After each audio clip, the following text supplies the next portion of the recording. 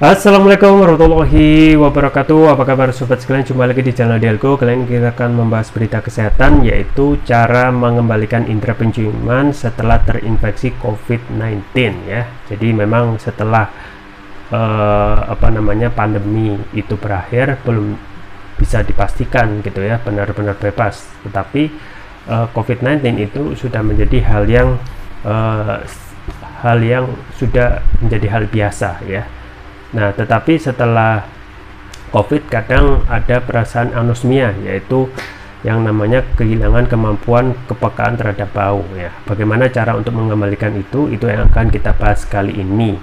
Ini sesuai yang dilansir oleh Detik Health ya. Langsung saja kita baca dan kita ulas. Jakarta, dalam beberapa kasus ya, pasien COVID-19 mengalami anosmia, yaitu kehilangan kemampuan atau kepekaan seseorang terhadap bau. Kasus serupa biasa dialami pasien influenza. Kehilangan kemampuan mengenali aroma tentu tidak menyenangkan. Tak heran jika beberapa pasien COVID-19 mencari cara mengembalikan indera penciuman, yang tentunya dilaksanakan dengan pengawasan dokter. Cara mengembalikan indera penciuman. Berikut beberapa metode yang bisa dilakukan untuk mengembalikan indera penciuman setelah terpapar COVID-19. 1. Latihan mengembalikan indera penciuman. Berdasarkan laporan yang dikutip dari laman resmi Rumah Sakit Universitas Indonesia RSUI, ada 47% pasien COVID-19 di dunia mengalami gangguan saat membau dan mengecap makanan. Cara terbaik untuk segera mengembalikan penciuman adalah dengan melakukan latihan mencium aroma, olfactory training. Latihan dapat dilakukan secara mandiri dan tidak butuh biaya banyak. Prinsip dari latihan ini adalah mencium bau yang sama berulang kali. Latihan diharapkan bisa mengembalikan kemampuan hidung sebagai indera penciuman dalam mengidentifikasi bau. Siapkan beberapa bahan untuk bahan dengan aroma yang menyengat seperti minyak kayu putih, lemon, cengkeh, bunga mawar, balsam beraroma atau parfum. Hirup setiap aroma bergantian selama 20 detik, lakukan 2 kali sehari. 2. Menggunakan minyak kayu putih. Dikutip dari laman resmi Fakultas Kesehatan Universitas Indonesia FKUI, minyak kayu putih memiliki aroma yang tajam. Hal ini bisa dimanfaatkan sebagai cara mengembalikan indera penciuman yang kemampuannya menurun usai terinfeksi COVID-19. 3. Melakukan irigasi hidung rutin. Dikutip dari laman resmi Generali Indonesia, irigasi hidung direkomendasikan untuk mengatasi anosmia. Bahan yang diperlukan adalah cairan natrium klorida NaCl dan spuit tanpa jarum. Keduanya dapat diperoleh di apotik. Langkah pertama adalah memasukkan NaCl ke dalam spuit. Selanjutnya kepala dimiringkan ke satu sisi dan disemprot cairan NaCl pada lubang hidungnya. Semprotan dilakukan ke arah lubang hidung. Cara ini diulangi pada lubang hidung yang lain sehingga keduanya mendapat semprotan NaCl. Saat melakukan irigasi, jangan sampai cairan NaCl keluar dari lubang hidung atau bagian tubuh lainnya. 4. Konsumsi obat jika diperlukan. Cara mengembalikan indera penciuman berikutnya adalah mengkonsumsi obat sesuai saran dokter. Jenis obat yang biasanya diberikan untuk mengatasi anosmia adalah golongan dekongestan, ya, antihistamin, dan antibiotik.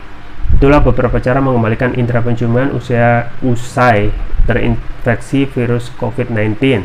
Selama melakukan cara ini hingga kembali pulih, pastikan selalu berkonsultasi dan dalam pengawasan dokter.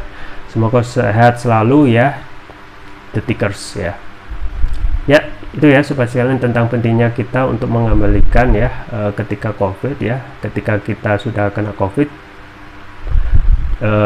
tidak otomatis kita ya, tidak terinfeksi lagi.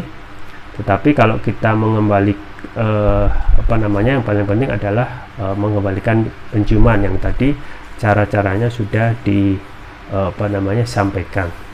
Ya, itu ya sobat sekalian ya. Saya juga merekomendasikan untuk menjaga imunitas tubuh ya. Jangan lupa untuk konsumsi rutin propolis. Propolis yang saya rekomendasikan adalah Turkish Propolis Rukia ya. Ini adalah produk premium karena sudah memakai teknologi nano.